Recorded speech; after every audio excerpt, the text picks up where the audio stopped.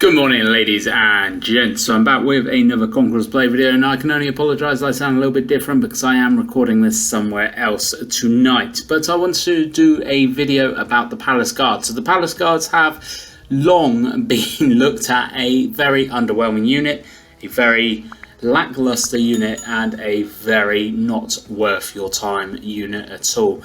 They were, back when the game first released, they were actually one of the units I was most looking forward to getting, because it was a tier 4 epic infantry, boasting a shield and sword, and looked like they could actually sustain a fair bit of damage whilst also pushing out a fair bit of damage. But those hopes and dreams came crashing down very, very quickly as soon as I unlocked them. However, in the last couple of weeks, I have actually been playing them a little bit more, just to see if they're actually more of a viable option these days.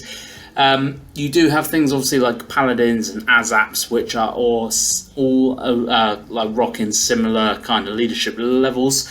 The Palace Guards, however, I believe have had actually a bit of a stealth buff in a patch, in one of the latest patches. Nothing's actually been written down about these in any of the patch notes, but I and a lot of other people who have just started playing them just to kind of see how they're playing nowadays have actually noticed that they are doing a heck of a lot better than what they ever used to do. So I spent the last week actually maxing these guys out, and I have actually really enjoyed playing the Palace Guards. The Palace Guards do boast a fair bit of damage, which I think is their real main selling point. So once you actually get the top level line maxed out, the second to last node is a 15% extra damage buff against infantry, and their last buff on the top line is actually just a general 10% increase of damage against everything, which actually is massive, especially when you're fighting in a lot of siege battles like I do. Most of the units in those siege battles nowadays are melee infantry units, so actually that damage buff increased by obviously the glaives greeting the warlords, the glaives damage buff as well. It massively increases their damage, and they are hitting for like 2, 3, sometimes 4,000 damage for a crit, and there's a lot of them per unit. They do a lot of damage very, very quickly. They are somewhat squishy, especially in comparison of the Paladins. They are fairly squishy. They don't have a huge amount of survivability, but their damage numbers, I feel, do make up for that somewhat. The major point which lets down the Palace Guards, however, are the abilities or lack of. So Palace Guards only have a charge ability. Paladins obviously have their heal ability and their charge. Azaps have their counter attack, their like really strong attack, and a charge as well. Palace Guards only have the one ability. I truly think actually if they were just given an extra ability, they would become a lot more viable, and you would see them a lot more often about in games. But right now, I think they're a good unit to play. They're a good unit to max out and spend a little bit of time playing and everything, just so you really got them maxed out. They're fairly low level to max as well, so I think they're level 18. I will just be showing an image of them maxed out on the screen right now for you. I think they're about level 18. Paladins are level 23. They're going to take a little bit longer to actually level up, but obviously from that they're going to gain a few more abilities, the Paladins. However, the Palace Guards, I think they are, you need to go down that line anyway if you want to be getting the Iron Reapers, so you have to unlock them. And actually, as a T4 unit, they're okay. They're not the best by any stretch of the imagination, but they're definitely not the worst either. I'd rather take these guys over some of the other tier 4 units.